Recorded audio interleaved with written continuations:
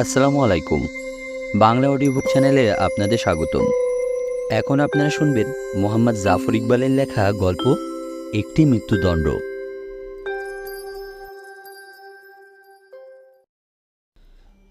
রগাচিন ক্রুচিনকে বদ্ধভূমিতে নিয়ে আসা হয়েছে। তার পরনে একটি ঢিলেঢালা সাদা শার্ট এবং কুঁচকে থাকা নীল ট্রাউজার। তার মাথার চুল অবিন্যস্ত এবং চোখের দৃষ্টি খানিকটা দিশেহারা। গ্রানাইটের দেওয়ালের সামনে দাঁড় করিয়ে তার হাত করা খুলে দেওয়া হলো। মানুষকে মৃত্যুদণ্ড দেওয়ার সময় তাকে পুরোপুরি মুক্ত করে রাখার এই প্রাচীন নিয়মটি এখনও মেনে চলা হয়। একটু দূরেই প্রতিরক্ষা বাহিনীর 10 জন মানুষ স্বয়ংক্রিয় অস্ত্র হাতে নিঃশব্দে অপেক্ষা করছে। তারা গুলি করে রগারিস ক্রুচিনকে হত্যা করবে। একজন মানুষকে হত্যা করার মতো নৃশংস একটি ঘটনার জন্য তাদেরকে মানসিকভাবে প্রস্তুত করা হয়েছে। সম্ভবত সে কারণে তাদের মুখে কোনো ভাবাবেগের চিহ্ন নেই। তাদের মুখমণ্ডল কঠিন, চোখের দৃষ্টি নিস্পৃহ এবং ভাবলেশহীন। প্রতিরক্ষা বাহিনীর একজন উচ্চপদস্থ কমান্ডার রগারিস ক্রুচিনের সামনে এসে দাঁড়ালো। মানুষটি মধ্যবয়স্ক, মাথায় কাঁচাপাকা চুল এবং রোদে পোড়া চেহারা। মধ্যবয়স্ক কমান্ডারটি তার পকেট থেকে একটি ভাঁজ করা কাগজ বের করে এবং রগারিস ক্রুচিন এক ধরনের শূন্য দৃষ্টিতে তার দিকে তাকিয়ে থাকে। কমান্ডারটি একটু কেশে গলা পরিষ্কার করে কাগজটি পড়তে শুরু করে। রগারিস ক্রুচিন, মানবতার বিরুদ্ধে তোমার সকল অপরাধ প্রমাণিত হয়েছে বলে তোমাকে মৃত্যুদণ্ড দেয়া হয়েছে। তোমার অপরাধের শাস্তিস্বরূপ কিছুক্ষণের মধ্যেই তোমার মৃত্যুদণ্ড কার্যকর করে পৃথিবীর মানুষ একটি বড় অপরাধের গ্লানি থেকে মুক্তি পাবে। রগারিস ক্রুচিনের ভুরু একটু কুঞ্চিত হলো। মনে হলো সে কথাগুলো ঠিক বুঝতে পারছে না। তার নিচের ঠোঁট হঠাৎ একটু নড়ে উঠল। মনে হলো সে কিছু একটা বলবে, কিন্তু সে কোনো কথা বলল না। মধ্যবয়স্ক কমান্ডার তার হাতের কাগজটির দিকে তাকিয়ে প্রায় আধা যান্ত্রিক স্বরে আবার পড়তে শুরু করে। রগারিস ক্রুচিন, তুমি অত্যন্ত উচ্চাভিলাষী একজন সৈনিক।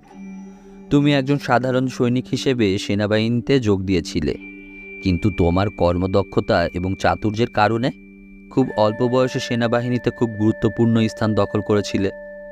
তুমি গণতান্ত্রিক পদ্ধতিতে নির্বাচিত সরকারের সকল সদস্যকে নির্মমভাবে হত্যা করেছিলে। তুমি শুধু যে সরকারের সদস্যদের হত্যা করেছ তা নয়, তুমি তাদের পরিবারের সকল সদস্যকে হত্যা করেছ। শিশু বা নারীরাও সেই হত্যাকাণ্ড থেকে মুক্তি পায়নি। রগারিস ক্রুচিন, তোমার জীবনের পরবর্তী 30 বছরের ইতিহাসে নৃশংসতা এবং পাশবিকতার ইতিহাস। তুমি তোমার ক্ষমতাকে নিরঙ্কুশ করার জন্যে সেনাবাহিনীর কয়েক হাজার সদস্যকে কারণে এবং অকারণে হত্যা করেছ। তাদের মৃতদেহ পর্যন্ত পরিবারের সদস্যদের হাতে হস্তান্তর করনি। তাদের সবাইকে একটি চরম দুর্ভোগের দিকে ঠেলে দিয়েছ। দেশে শৃঙ্খলা প্রতিষ্ঠা করার নামে তুমি দেশের বিশেষ বিশেষ সম্প্রদায়কে পুরোপুরি নিশ্চিহ্ন করে দিয়েছ। তাদেরকে মানবেতর জীবনযাপন করতে বাধ্য করেছ। দেশের বিশেষ বিশেষ অঞ্চলে কনসেন্ট্রেশন ক্যাম্প স্থাপন করে এই জনগোষ্ঠীকে তুমি ক্রীতদাসের মতো ব্যবহার করেছ। তাদের শিশুদের তুমি পূর্ণাঙ্গ মানুষের মতো বেঁচে থাকার সুযোগ দাওনি। আহার, বাসস্থান, শিক্ষার সুযোগ না দিয়ে তুমি তাদের প্রতি ভয়ঙ্কর অবিচার করেছ। অনাহারে, রোগে, শোকে, অত্যাচারে তুমি কয়েক লক্ষ মানুষকে মৃত্যুর মুখে ঠেলে দিয়েছ। তোমার বিরুদ্ধে বিক্ষোভ দানা বেঁধে উঠলে তুমি সেটি অমানসিক নিষ্ঠুরতায় দমন করেছ। তুমি দেশকে গৃহযুদ্ধের দিকে ঠেলে দিয়েছ এবং মুক্তিকামী মানুষদের হত্যা করে সমস্ত দেশে একটি অচিন্তনীয় বিভীষিকার সৃষ্টি করেছ। তুমি মৃত মানুষদের প্রতি বিন্দুমাত্র সম্মান প্রদর্শন না করে গণকবরে তাদের দেহকে প্রথিত করেছ। তুমি তোমার হাতকে শক্তিশালী করার জন্য তোমাকে ঘিরে কিছু ক্ষমতালোভী নৃশংস মানুষ সৃষ্টি করেছ। তাদের অত্যাচার আর দুর্নীতির কারণে সমগ্র দেশের মানুষ পুরোপুরি নিঃস্ব হয়ে গিয়েছিল। মধ্যবয়স্ক কমান্ডার হাতের কাগজটি উল্টিয়ে আবার পড়তে শুরু করল।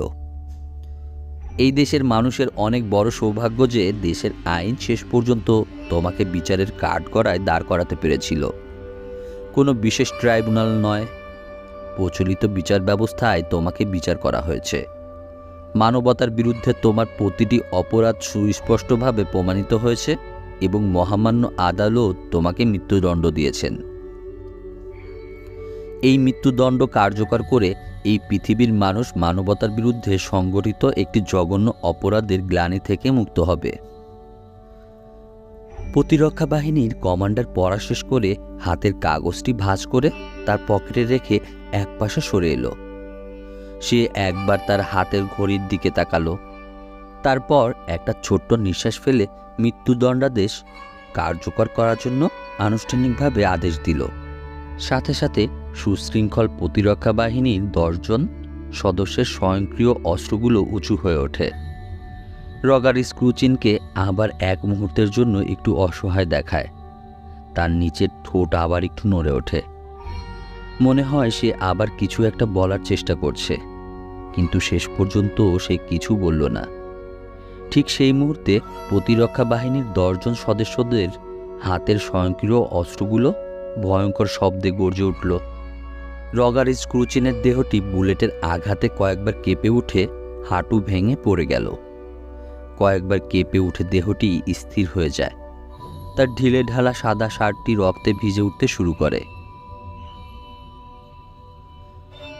প্রবীণ সাংবাদিকদের সাহায্যকারী কমবয়সী মেয়েটি ক্যামেরার বিভিন্ন অংশ স্টেনলেসের বাক্সে সাজিয়ে রাখতে রাখতে বলল, তুমি কি একটা জিনিস লক্ষ্য করেছিলে?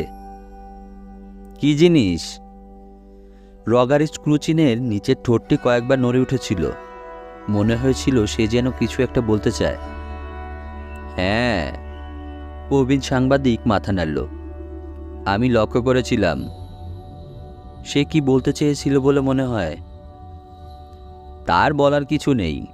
প্রবীণ সাংবাদিক হাত নেড়ে পুরো ব্যাপারটিকে উড়িয়ে দেবার ভঙ্গি করে বলল, বিচার অত্যন্ত নিরপেক্ষ হয়েছে। তার বিরুদ্ধে সবগুলো অভিযোগ সন্দেহাতীতভাবে প্রমাণিত হয়েছে।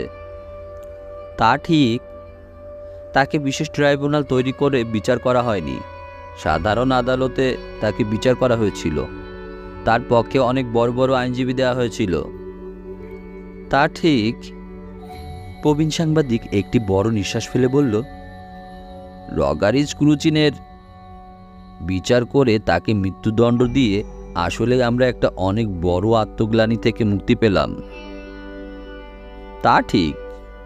মেয়েটি স্টেনলেস স্টিলের বাক্সটি বন্ধ করতে করতে বলল, এমন কি হতে পারে যে সে বলতে চেয়েছিল যেহেতু প্রকৃত রগার স্ক্রুচিন 30 বছর আগে হৃদরোগে মারা গেছে, সেহেতু এখন তার জন্য আর কাউকে শাস্তি দেওয়া যায় না? প্রবীণ সাংবাদিক অবাক হয়ে বলল, কেন সে এরকম একটা কথা বলতে চাইবে? সে তো অন্য কেউ না। সে রগার স্ক্রুচিনের ক্লোন। সে 100 ভাগ রগার স্ক্রুচিন। তাকে শাস্তি দেওয়ার জন্যই আলাদা করে ল্যাবরেটরিতে তৈরি করা হয়েছে। কমবয়সী মেয়েটি কিছু একটা বলতে চাইছিল, কিন্তু প্রবীণ সাংবাদিকটি তাকে বাধা দিয়ে বলল, এটি একটি নতুন পৃথিবী।